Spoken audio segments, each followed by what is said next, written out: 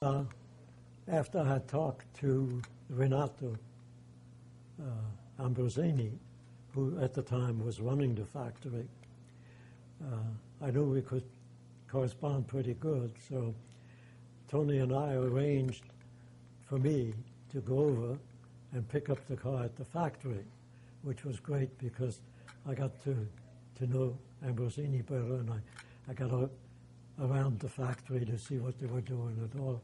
So I picked up the coupe in 52, in August of 52.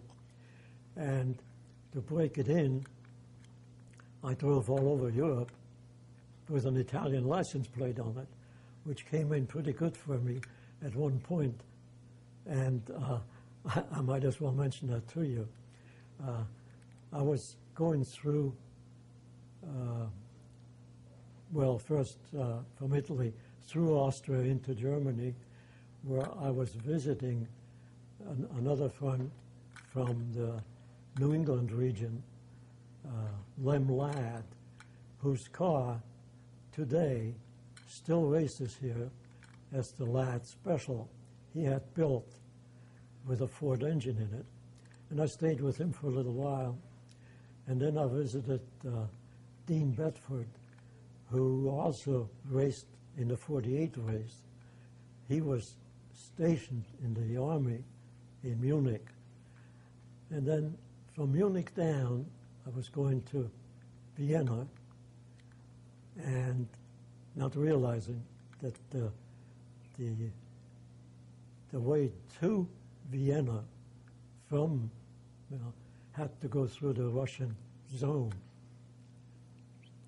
So at the Russian zone, I came to a crossbar with two very young soldiers with big guns on their back. And they stopped me and they looked at the car and looked at the car and looked at the car. And they joked around, but I had Italian plates, not American plates. So I was lucky.